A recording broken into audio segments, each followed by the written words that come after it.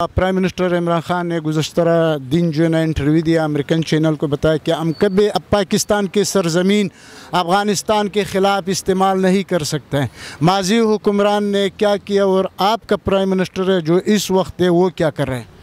सबसे पहले तो बहुत शुक्रिया सरवर भाई और IK टुडे का बहुत शुक्रिया कि आप हमेशा टाइम पे निकलें और ऐसे हॉट टॉपिक्स जो इस वक्त चल रहे होते हैं उनको आप आवाम तक लेके आए हो, और मैं भी आवाम में शामिल हूँ। आवाम की आपने राय ली है, इसके लिए बहुत शुक्रिया। सबसे पहली बात तो ये है कि जी शुक्र अल्हम्दुलिल्लाह बहुत सदियों के बाद पाकिस्तान को एक गैरतमंद शख्स जो कि वज़ीर आज़म की शक्ल में है वो मिला, जो कि इस टाइम ना बिकने को तैयार है ना झुकने को तैयार है। मुझे बताएं, जब से पाकिस्तान बना है कौन सबसे ज़्यादा यहाँ पे शहादतें किसने दी हैं? मेरे पठान बहन भाइयों ने। इससे किसकी लूटी हैं? मेरी पठान बहनों की। ड्रोन हमले किस पे हुए हैं? मेरे पठान इलाकों पे। 85,000 शहीद कहाँ पे हुआ है? इन इलाकों में, जिसमें हमारी आर्मी शामिल है, जिसमें मेरे बहन भाई शामिल हैं, जिसमें हमारे मुल्क का मुस्तकबिल हमारे बच्चे शामिल थे। वो तो सबसे पहले तो इस बात पे शुक्र अदा करना चाहिए कि मुल्क को एक ऐसा गैरतमंद वज़ीर आज़म मिला है जिसने अमेरिका की आंख में आंख डाली और उसने कहा है कि मैं तुम्हें अपनी सरज़मीन अपने ही बहन भाइयों के ख़िलाफ़ इस्तेमाल करने के लिए नहीं दूँगा। तो मेरा भी यही पैगाम है कि जो कि हमारे वज़ीर आज़म का पैगाम है कि अब पाकिस्तान की तरफ या पाकिस्तान के अड्डों की तरफ हमारे अपने बहन भाई जो अफ़गानिस्तान में उनके ख़िलाफ़, अगर तुम ये सोचते हो कि हम तुम्हें अपने अड्डे देंगे तो एब्सोल्युटली नॉट। देखें जी, वो तो हमारे वो हुक्मरान हैं जिन्होंने कहा कि वज़ीरिस्तान पे हमले करो, हमें कोई परवाह नहीं है। आपको बड़ी अच्छी तरह याद होगा कि मोहतरम जनाब आसिफ अली जरदारी साहब ने ये बयान दिया था, और किस तरीके से इन लोगों ने अपनी आंखें बंद की हुई थी कि उनके अपने सामने बग़ैर किसी कसूर के हमारे पठान बहन भाई शहीद होते रहे, लेकिन उन्होंने इस बात पे एक लफ्ज़ का कमेंट करना गवारा नहीं किया। तो आप अभी भी मुखालफत कर रहे हैं वो इमरान खान के इस बयान की, क्योंकि उन्होंने माजी में पाकिस्तान की हर चीज़ अपने फ़ायदे के लिए बेची है। इन लोगों को खुद ट्रे में रख के हमारे अपने बहन भाइयों का खून उनके हवाले किया है। तो जाहिर सी बात है उनसे कैसे बर्दाश्त होगा कि ये पाकिस्तान के हमारे जो लोग हैं वो महफूज रहें, हमारा पाकिस्तान महफूज रहे, हम उनको गैरत दिखाएं। गैरत कहाँ से आएगी? जो कश्मीर को बेच चुके वही बैठ के अब ये बयान देते हैं कि जी हमारे दबाव में आके तो वज़ीर आज़म ने जी अमेरिका को इनकार किया। मौलाना फजल रहमान इस वक्त PDM का सरदार है, सदर है। वो कह रहे इमरान खान को मैंने ऑर्डर दिया और वो मेरे हाथ के नीचे है कि अमेरिका को इनकार करे। क्या कमेंट है? मैं मौलाना फजल रहमान साहब को क्या कमेंट करूं जी, वो तो इंशाल्लाह वो तो इस सदी का 80 लाख की लस्सी पीने वाला आखिरी इंसान है। उसके बाद कोई ऐसा इंसान नहीं आएगा जो कश्मीर कमेटी का सदर रह चुका है, जिसने कश्मीरियों पे एक कमेंट नहीं किया, जिसने आज तक हुर्रियत लीडरों से मुलाकात नहीं की, जो सिर्फ मासूम मदरसों के तालिब इल्म है, उसके बलबोते पे जो बंदा जलसे जुलूस और PDM और ये वो चलाने की, आप उस पर क्या कमेंट करोगे? कोई कमेंट नहीं है उस पर। अच्छा, मुझे एक काम बता दे, जो आप वज़ीर आज़म इमरान खान को पालूक कर रहे हैं, कई अरसे से आप सपोर्ट भी कर रहे हैं, वजह क्या है? असल वजह क्या है? ये गरीब आवाम भी देख रहे हैं, आपका सामने खड़ा है, बेरोज़गारी भी है, बेरोज़गारी गुर्बत जो है ना दिन ब दिन बढ़ रहा है। क्या कमेंट करोगे इन गरीब आवाम की खातर? देखिए, सबसे पहली बात तो ये है सरवर भाई के जो 70-72 सालों की एक तबाही बची हुई थी, उसके लिए 3 साल बहुत कम है। और मैं ये समझती हूँ, मैं इमरान खान की हुकूमत को 5 साल पे नहीं गिनती। हमें इमरान खान की लंबी ज़िंदगी चाहिए कि वो इस मुल्क के मेरे ये भाइयों की, हम सब की किस्मत को बदलने में अहम वो कर सकता है। क्यों? वो ना तो करप्ट है, ना उसको पैसे की कोई ज़रूरत है, ना उसको शोहरत चाहिए। अगर वो आज भी चाहे तो जाके आराम सुकून से एक यूरोपियन किसी भी कंट्री में बैठ सकता है और अपनी उसको क्या ज़रूरत है यूँ सड़कों पे घूमने की, लोगों के लिए ये पनाहगाहें बनाने की, लोगों के लिए लंगर खाने खोलने की? क्या चाहता है?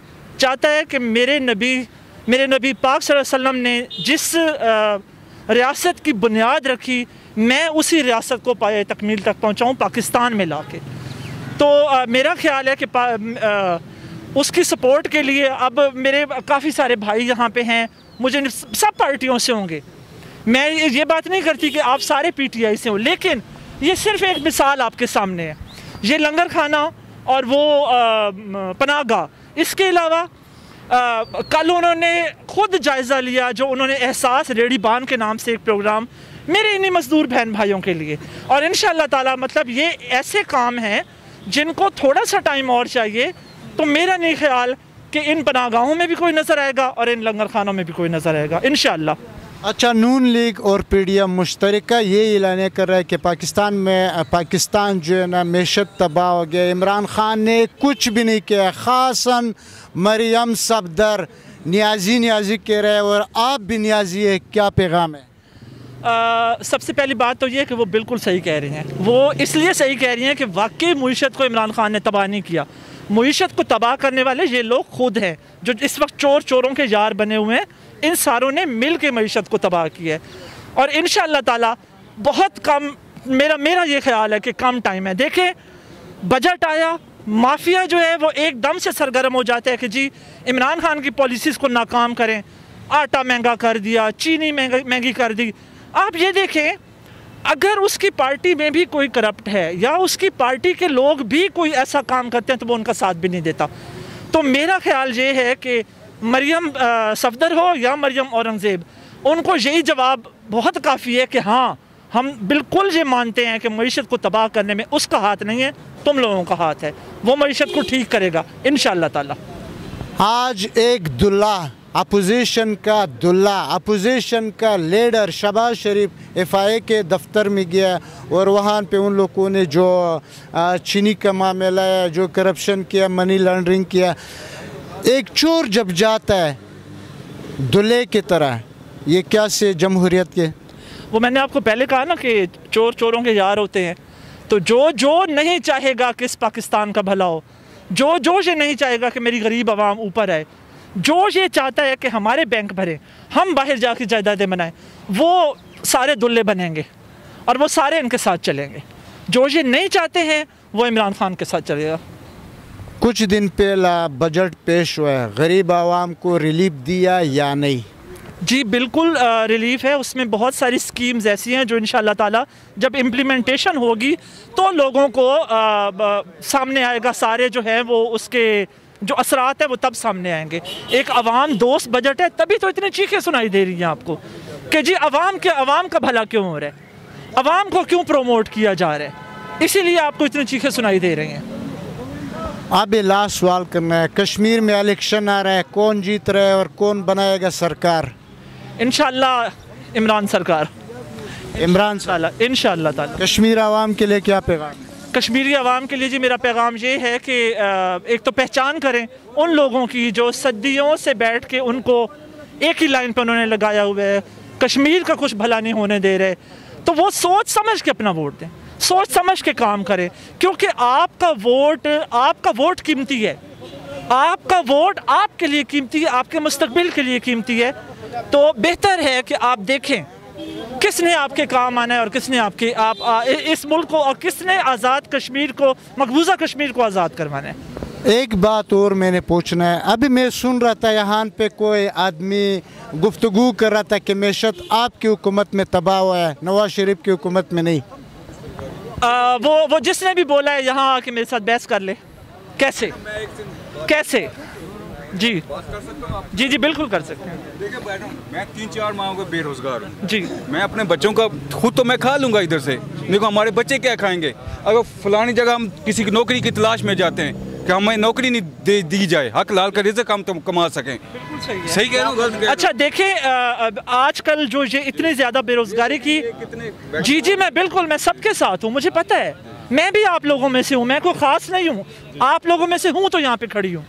देखिए सबसे पहली वजह तो ये थी कि पूरी दुनिया में एक अल्लाह ताला की तरफ से जो हमारा इम्तिहान था वो अभी भी जारी है। उस कोरोना की वजह से एक तो पॉलिसीज़ ऐसी बनानी पड़ी कि आप लोगों का नुकसान हुआ, लेकिन अल्हम्दुलिल्लाह अभी NCOC ने जो भी एक तरीका बनाया हमारे जो केसेस हैं वो कम हो रहे हैं, तो इंशाल्लाह ताला ग्रेजुअली आपका रिस्क भी खुलेगा इंशाल्लाह ताला। मुझे पूरी जी इंशाल्लाह ताला, इंशाल्लाह ज़रूर खुलेगा।